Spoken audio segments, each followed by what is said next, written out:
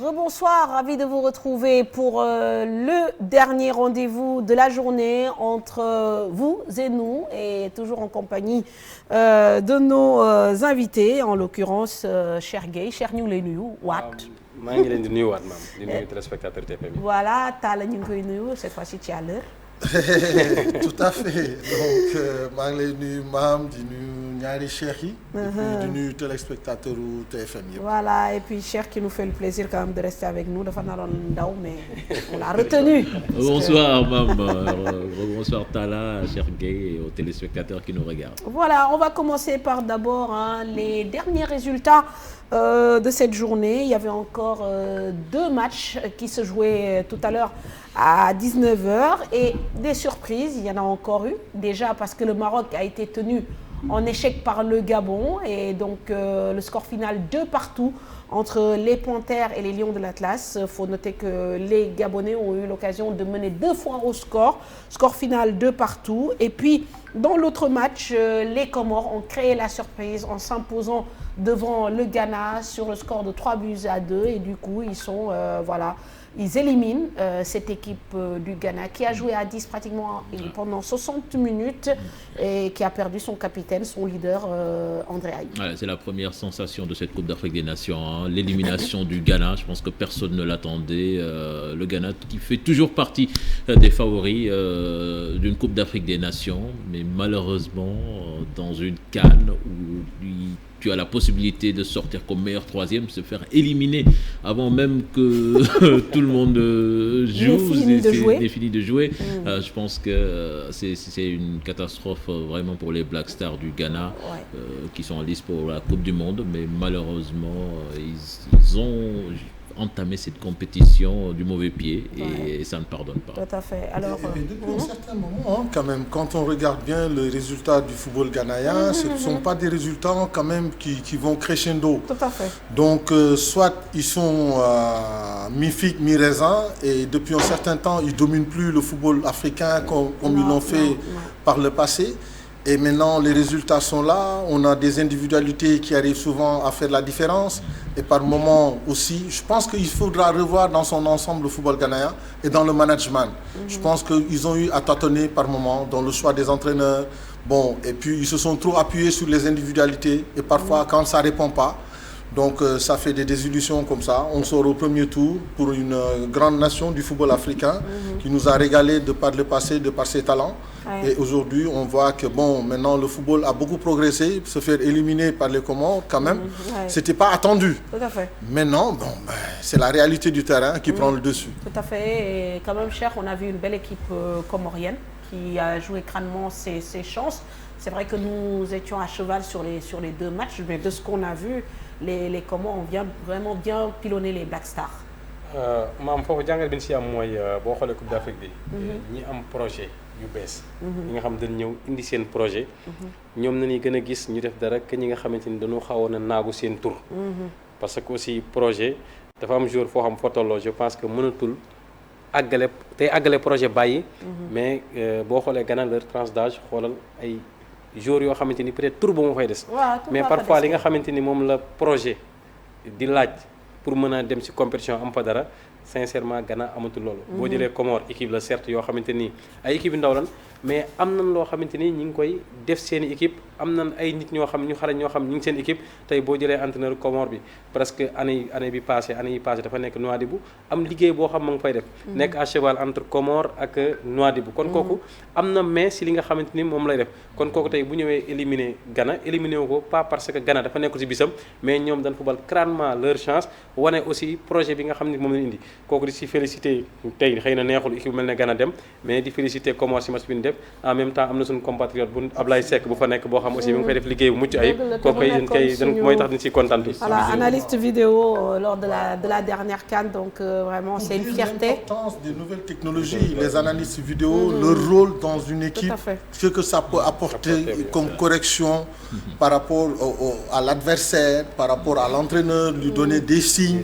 des orientations, qu'est-ce qu'on peut faire pour déséquilibrer l'équipe d'en face, quels sont ses points forts, ses points faibles. Voilà. Et même, on va être dans l'incorrect, très vigilant par rapport à cette équipe comorienne. C'est un potentiel adversaire du Sénégal, il faut le dire, parmi les meilleurs troisièmes. Mais nous, validé ou nous, c'est les meilleurs troisièmes. Il faut que nous soyons jouer.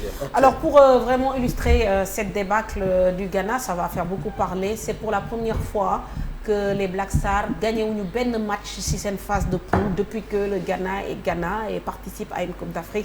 C'est quand même peut-être la fin d'un cycle, la fin des frères Ayou. Pourtant, bon, Thomas Partey, ça, on peut dire ça peut être un leader, il est en plein essor dans sa carrière. Mais bon, parfois aussi, ça ne suffit pas. Certainement des décisions aussi qui n'ont pas vraiment permis à cette équipe ghanéenne de rester sur une dynamique et de sortir de cette phase de poule. On parle également du Maroc qui a eu beaucoup de difficultés à donc sortir même le point du nul de sa rencontre face au Gabon. Équipe au Gabon transfigurée, cher et très efficace. C'est vrai qu'il a beaucoup profité aussi des erreurs défensives du Maroc. Premier but, erreur défensive, deuxième but contre son camp. Bien sûr, mais dafa am équipe yoo xamante ni daf si baax si Coupe d'Afrique bi ñu nekk mooy être présent, la présence physique. Parfois on parle de technique, on parle de tactique, on parle de mental et tout ça, mais aussi présence physique parfois mooy tax ngay mën am yenn yi moo tax nga mën a profité si erreur yi nga xamante ni moom la adversaire bi def. Certes tey Maroc peut-être indiwul équipe am à 100%. si fin bi jéem na dugal ñeneen ñi. mais boo xoolee aussi équipe bu Gabon bi aussi dafa am ay individualité yoo xamante ni comme ni ñu koy waxee rek ak loo bëgg indi tactique. soo amul des joueurs techniquement doo mën am li nga am et je pense que Gabon ils ont des joueurs intéressants beneen aspect aussi bu ñuy wax l'aspect mental aussi am solo l'aspect psychologique tey boo jëlee Gabon mu amoon ñaari stars yoo xamante ni dañu yaakaaroon ñoo moom équipe bi am ñun def yoo xam génn nañu mais ña fa nekk aussi dañuy wax ni ñun faalewul leen daan leen wan ni que vous n'êtes pas du tout indispensable et parfois aussi loolu dafay baax équipe foo xam ne am na ñoo xamante ni peut-être mën na nekk leader mais rôle leader bu ñu ko defatul war a mën a génn ñeneen ñëw def seen yemul foofu ñaari stars yi muy wax noonu ñett lañ parce que keroog gis nañ keneen ki c'était Bouanga ñu génne ko muy cas di déconné foofu il a tapé sur les bouteilles kenn gisu ko fi ça veut dire que déjà am nga équipe boo xamee ni foofu génne nañ fa ñetti cadre mais n'empêche ça reste une équipe cohérente en tout cas mais discipline ak xam nga respect des consignes parce que football par moment aussi tamit une situation humaine il faut que l'entraîneur se fasse sentir ñu xam ne c'est lui le patron et que la discipline reste de rigueur dans l'équipe. C'est-à-dire que amul kii mooy ñëw nekk au-dessus des autres. Et on a vu sur le terrain l'engagement des Gabonais. Et c'est-à-dire que devant une équipe marocaine qui fait partie des prétendants, quoi qu'on puisse dire, et aujourd'hui qui a été menée 2 fois et qui est revenue au score. Et donc, par ces moments-là, parfois, une équipe peut naître. Et donc, on peut s'attendre à ce que des garçons puissent jouer le rôle de leader pour certains et donc se passer de certaines de nos stars dans cette équipe gabonaise. Alors le Maroc qui assure quand même la première place dans cette poule et bon, on connaît déjà l'adversaire du Gabon, ce sera le Burkina Faso pour les huitièmes de finale. Donc ouais, ça va être un match très intéressant et très équilibré. Voilà, je pense que les deux équipes peuvent prétendre à une victoire finale. Donc tey ñaari match yooyu ñoo jeexal groupe C bi ni ko Cheikh waxee aussi nañ bàyyi xel Comores parce que mën na nekk ci 4 meilleurs troisième yi et bu boobaa mën na nekk aussi potentiel adversaire bu Sénégal tout comme peut l'être le Cap-Vert. Et je pense que le dernier potentiel adversaire, c'est le troisième du groupe F. C'est dans la poule D, dans la poule de l'Égypte, Soudan, Guinée-Bissau, Nigeria.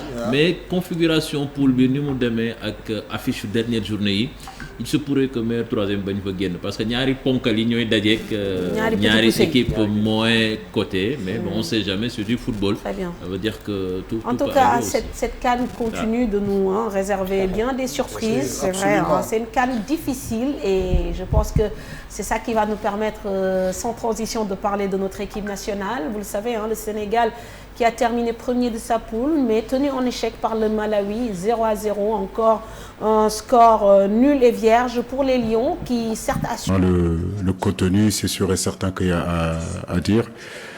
Bien sûr que nos supporters sont en droit de demander beaucoup plus que ce que nous avons fourni en première période.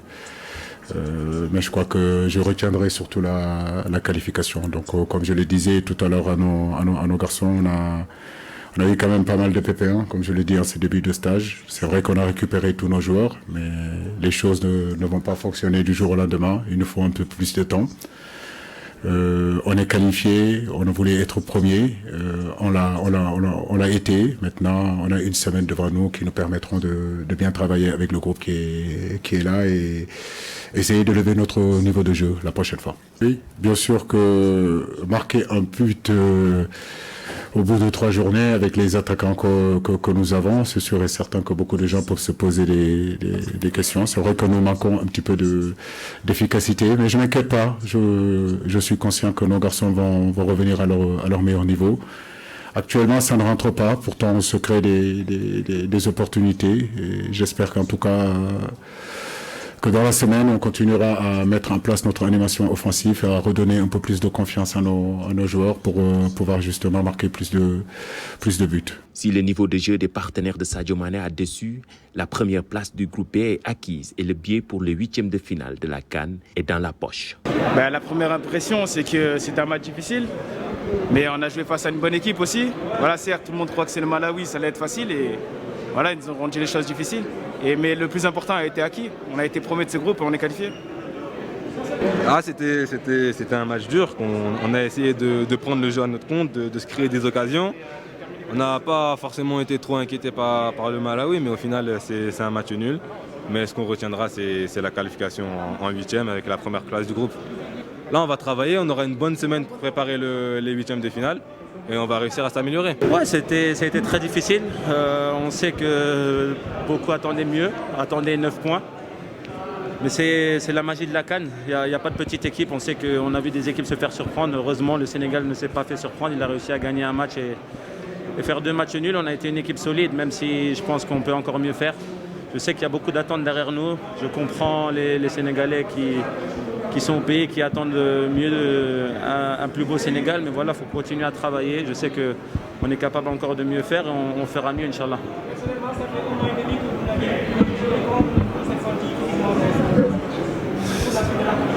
Ça, c'est un secret, mais voilà, je sais que beaucoup attendaient de moi. Je savais que ça allait être difficile pour moi parce qu'un mois et demi sans jouer, c'est beaucoup pour un joueur. Mais je ne me cache pas derrière ça. Je sais que je dois mieux faire, je sais que je dois donner plus de sécurité à cette équipe parce que c'est en donnant de la sécurité à cette équipe que devant, ils feront encore de meilleures choses. Je sais que ce dont les gens attendent de moi et je vais continuer à travailler pour donner ce que le pays mérite. Et je leur demande juste d'être patient parce que voilà, je sais que vous attendez qu'on gagne tous les 3 matchs, qu'on ait 9 points, qu'on survole tout. Mais regardez, la CAN est très difficile, c'est vraiment très très difficile. Il n'y a aucune petite équipe et on l'a vu encore ce soir. Le Malawi nous a mis en difficulté. Mais voilà, je pense qu'on a eu beaucoup d'occasions quand même. C'est dommage qu'on ne les a pas mis au fond et je pense que si on aurait gagné ce match, ça n'aurait pas été volé. Il faut continuer à travailler. Et moi, j'ai confiance en mes joueurs, j'ai confiance en mes frères, j'ai confiance en mon pays. Donc voilà, je ne suis pas du tout inquiet. Je pense l'efficacité, que ce soit devant le but ou même dans la préparation du jeu avec ballon. Je pense que voilà, on doit être plus efficace tout simplement. Donc comme je vous ai dit, on sait ce qu'on a à faire, on sait sur les axes de travail sur lesquels on doit s'améliorer. Le point positif, c'est qu'on est qualifié, on n'a pas pris de but, c'est une bonne chose. Donc il va falloir en marquer maintenant pour pouvoir les gagner les matchs. On a validé tous nos objectifs, c'est-à-dire de finir premier pour pouvoir avoir une semaine de préparation et rejoindre encore un match à Bafoussam. On n'a pas pris de but. Franchement, les objectifs ils sont atteints. Je ne sais pas pourquoi je devrais être rassuré ou quoi que ce soit. On a confiance en nous, on sait de quoi est capable le groupe.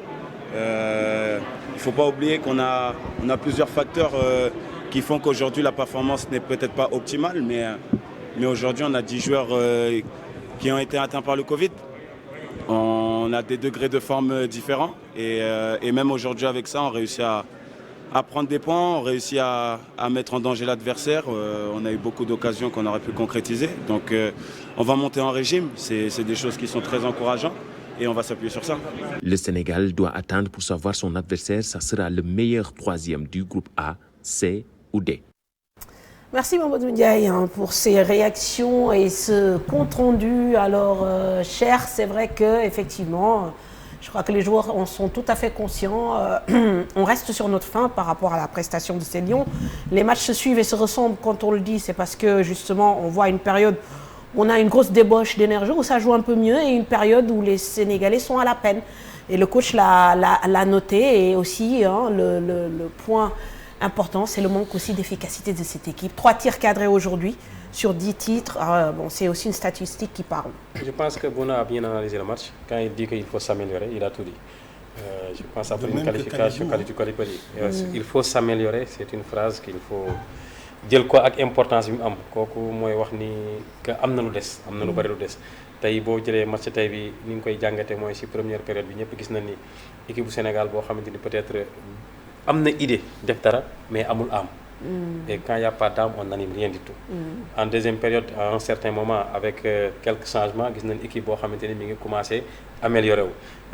Loolu peut-être da nga koy jaajëfale soit l'entraîneur ou les joueurs mais fi may mën a li may jàng ci match yi rek mooy question bi posé mooy on a joué 3 matchs ah. Ci 3 matchs yi on a vu une équipe sénégalaise qui s'améliore en deuxième période mais lan moo waral kon ci ñetti match ñun deuxième période dañuy soog a commencé gis équipe boo xamante ni contre Zimbabwe. contre Zimbabwe mais lan moo waral loolu je sais pas si ñun dañuy focaliser wu rek si ñun li nu mën pas xool aussi les points forts et les points faibles de l'adversaire parce que à chaque fois bu ñu demee mi-temps bu ñu dellu si waatee dañuy gis équipe boo xamante ni dafay améliorer wu sur le plan tactique ak sur le plan technique et comme ni ñu koy waxee rek ak tactique boo mën a teg tey nga am idée def benn mbir boo amul animation bi ci war du mën a nekk et je pense que comme ñoom seen bopp ni ñu ko xamee Aliou aussi xamee ko noonu xam ni gagné nañu mais amul benn satisfaction bi mu xam moom la war ci forme bi kon dañuy xam ni kon li ñëpp di gis loolu moo nekk mooy équipe du Sénégal boo xam ne gagné ko on enchaîne les matchs nuls mais surtout animation offensive bi moom jàpp na ni problème bi foofu la pour le moment et les chiffres aussi le montrent 3 matchs benn but nga dugal sur penalty ça veut dire que moi je dirais pas parce que nee na avec attaquant yi ñu yor yëpp niveau attaquant yi ñu yor c'est pas normal que ñu dugal benn but sur penalty en 3 matchs non mais ça c'est un aveu aussi quelque part parce que si un entraîneur te dit que par rapport à la force offensive dont on dispose dans cette équipe-là, si on n'arrive pas à marquer, parce qu'il y a un manque d'efficacité. Quelque part, il le reconnaît. Il sait que le potentiel dont regorge cette équipe-là, il est impensable que sur un match, on ait des opportunités et qu'on ne puisse pas en marquer autant qu'il faut.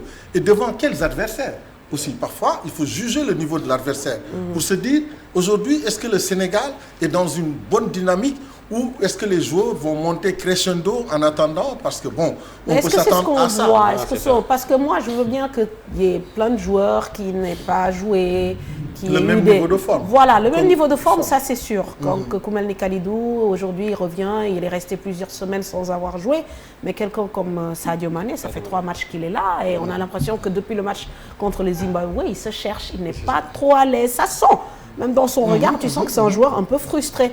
Donc comment vous pouvez expliquer? Ou c'est parce que aussi il est un peu victime de la méforme de certains de ses coéquipiers, comme Nyom Gana, bon, ils ont une petite complicité quand même sur le terrain. Même jour, su fekkee dafa am habitude di football di recevoir ci ay conditions yoo xam ne daf koy permettre mu exprimer wu mu def ñaari match yoo xamante ni mu bëggoon exprimer wu ko loolu mën na ko topp sax ci beneen match et tey gis nañ Sadio boo xamante ni boo gisee Sadio nga xam ne am na détermination pour def benn mbir mais peut-être tamit am na peut-être football boo xamante ni peut-être du woon footballam mu bokk indi ndax envie gisoon nañ Sadio boo xam ni à chaque fois boo ko joxee bal doo ubbi dafay tàppe demander dans l'espace wala mu def une deux ak keneen mais équipe tey toll foo xamante ni parfois yow tu es le leader technique da nga naan dama bëgg def lépp alors que def lépp tey xaw a jafe man damay jàpp ni peut-être ñaari match yi mu jot a def amul li mu bëgg jotul bal yi mu bëgg ak statistiques yi nga xamante ni am na ko ci jour il se pose des questions te loolu parfois mën na ko jàpp mais li may jàpp équipe mooy animation offensive bi ñuy wax sincèrement en deuxième période l'équipe a essayé de jouer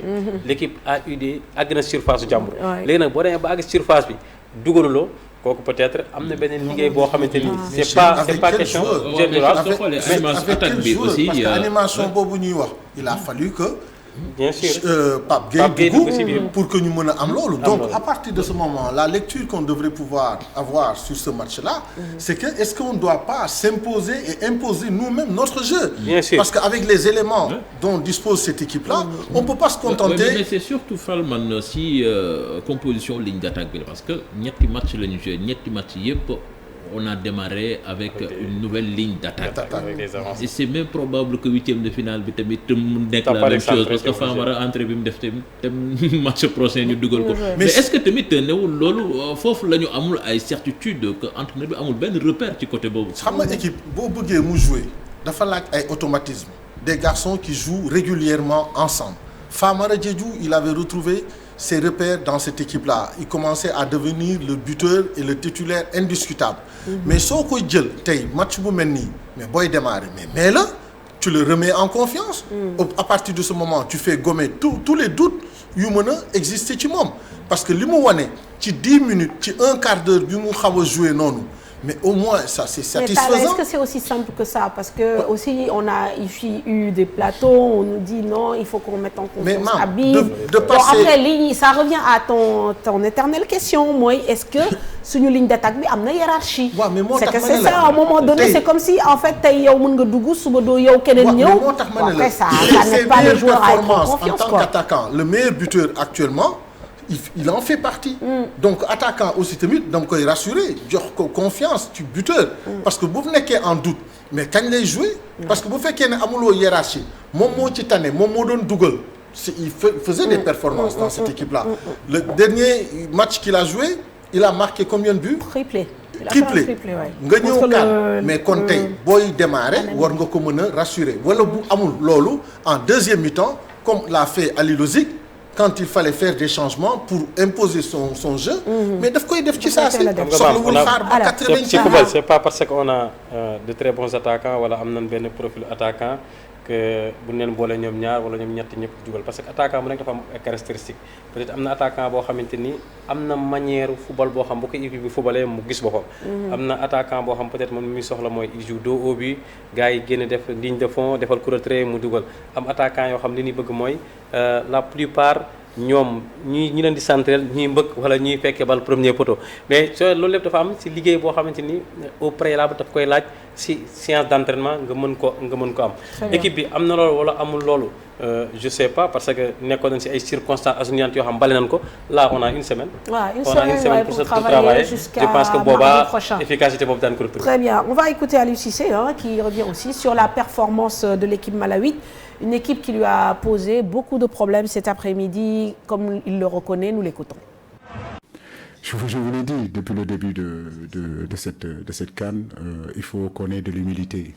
Voilà, donc cette humilité-là, elle est importante. Il faut arrêter de penser que sous prétexte qu'on est le Sénégal et qu'on a des brochettes de joueurs qui jouent la Champions League, qui jouent dans les clubs les plus huppés du monde, que forcément les autres ne travaillent pas. Les autres travaillent, les autres progressent. Et je crois que l'humilité qu'on doit avoir, c'est de savoir que parfois, ces équipes-là peuvent nous tenir en échec sur un match. Peut-être que si on joue 10 matchs, on pourrait dire que les 9, on les gagnera, mais sur un match, ils sont capables de nous tenir en échec. C'est le cas en réalité face à la Guinée. C'est le cas aussi cet après-midi. Mais comme je vous le dis, je ne suis pas forcément inquiet de la situation. Nous sommes optimistes, nous allons continuer à travailler et surtout faire en sorte que nos joueurs qui étaient malades reviennent dans leur meilleur niveau.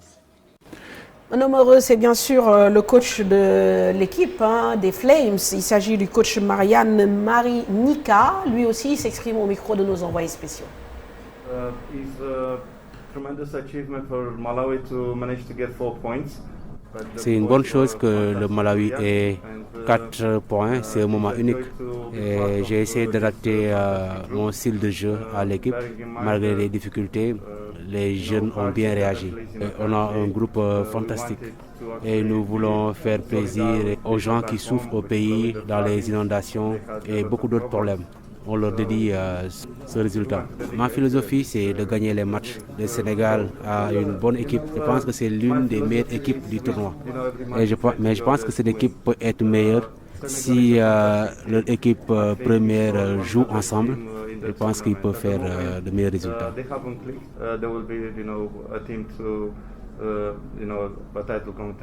Voilà, belle performance à l'image des Comores de cette équipe malawite qui participe pour une première fois à une phase finale de CAN. Et l'homme du match, d'ailleurs dans ce match, pour vous dire qu'aussi du côté des Flames, il y a eu du travail. Il s'agit de Charles Tom, qui est donc le gardien de l'équipe du Malawi. On va parler aussi de l'équipe du Sénégal avec un fait de jeu qui va impacter forcément sur notre prochain match. C'est la suspension de Cheikhou Kouyaté qui a reçu un carton jaune cet après-midi. Le carton de trop. Aliou Cissé nous dit qu'il a même hésité à le faire jouer car le milieu de terrain était effectivement sous le coup d'une suspension. Le joueur, lui, également déçu de rater ce prochain match. Nous les écoutons tous les deux.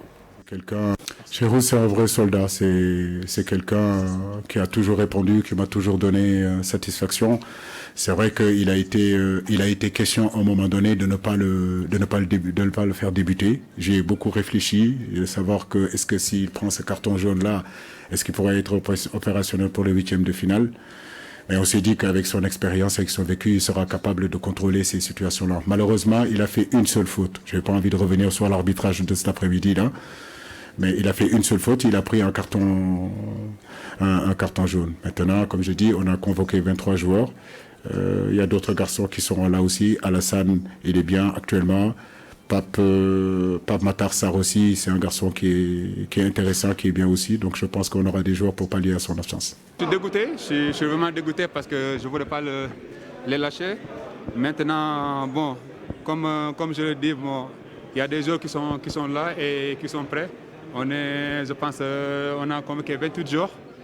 Donc j'ai confiance en eux et je sais bien qu'ils font le taf sans moi.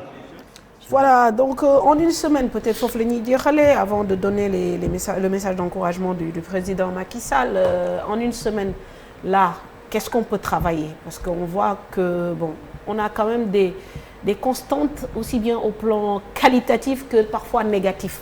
Cheikh, lan nga gis? Waaw, en 4 semaines, en une semaine, li nga mën a liggéey entraîneur tey jii nga préparer match bokk ñun dañuy liggéey parfois boo amee semaine on applique souvent ce qu'on appelle la périodisation tactique xool xam adversaire bi ngay dajeel yan mooy point fort am ak yan mooy point faible am en fonction de cela nga travailler mais match yi nga weesu aussi nga rectifier li nga xamante ni baaxul. Par exemple tey jii amoo animation offensive depuis derrière sortie de balle boo xamante ni moom nga bëgg. tu es obligé da nga koy liggéey. tey xam nga ni tu as joué 3 matchs te dugaloo benn bit nga dugal kooku daf lay wóor ni volume de travail bi ngay liggéey si lay bokk. tey aussi am nga un milieu défensif boo xam titulaire la woon nekku fi.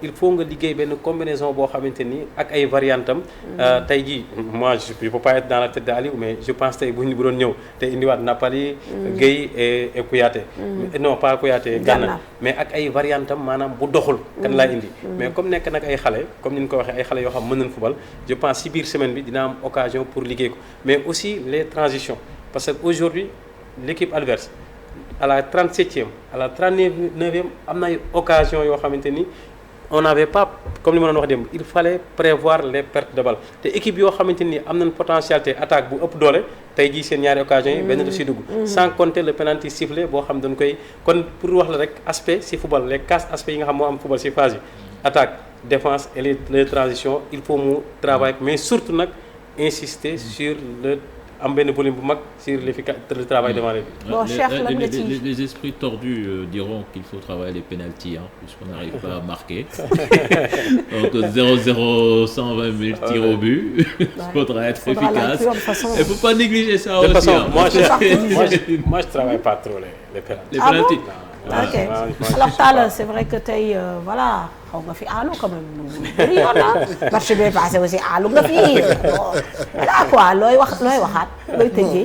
non li ñuy wax mooy su fekkee ne dañuy jouer ak potentiel bi ñu am te ñemewuñu fournir jeu mu am contenu moi j'ai pas bon espoir quoi parce que aussi tamit on a une équipe qui a de la valeur. Donc il faudrait qu'on essaye de jouer, qu'on ose, qu'on sache prendre des risques. Et même à la mi-temps, si ça ne va pas, il faut faire les changements qu'il faut et qui s'imposent. Par moment, c'est pas attendre à la 80e minute pour pouvoir se dire non, c'est maintenant. C'est-à-dire à la mi-temps, il faut savoir prendre le courage de dire écoute, celui-là, il ne me satisfait pas, mais je le sens et je mets quelqu'un d'autre. Il faut qu'ils se libèrent aussi parce que même si on le sent, ils ont la pression. Si on est on sent que c'est Sénégalais, ils sont Sénégalais, là, ils ne se lâchent pas du tout. On sait que les Sénégalais vont dire ça, on sait que les Sénégalais vont dire ça, mais bon. Quand vous êtes sur le terrain, faites ce que vous avez à faire. Et les Sénégalais ne feront plus rien. Il faudra sortir le bleu de chaud. C'est ça, quoi. Même pas penser à aller au penalty. Moi, je pense que moi, je travaille pas trop les penalty, moi, dans cette compétition. Je pense que c'est l'occasion la plus facile à marquer. Un joueur professionnel. Dans la situation où on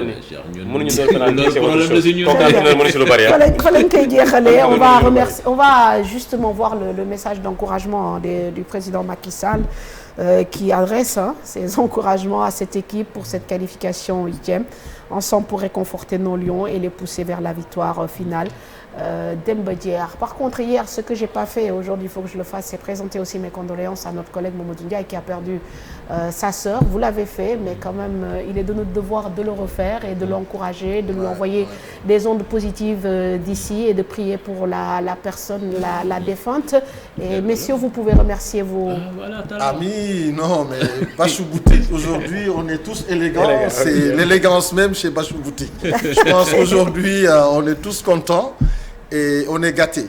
Donc, Bachou Boutique, cher, bravo. Et Amar aussi. Oui, Amar, il a fait le job. D'accord, je remercie Charlotte Diaken, moi aussi moom mooy solal depuis le début de la CAN. Merci Diaken, li nga may defal neex na ma, j'espère que yéen aussi neex na leen. Et vous avez les critères en bas si vous avez envie de vous faire de belles tenues africaines. Pardon? Café Touba voilà, chaud. Café Touba chaud aussi pour les collations, merci. Et merci à Vieux qui nous garde des parts quand on est à l'antenne et à toute son équipe. Excellente soirée.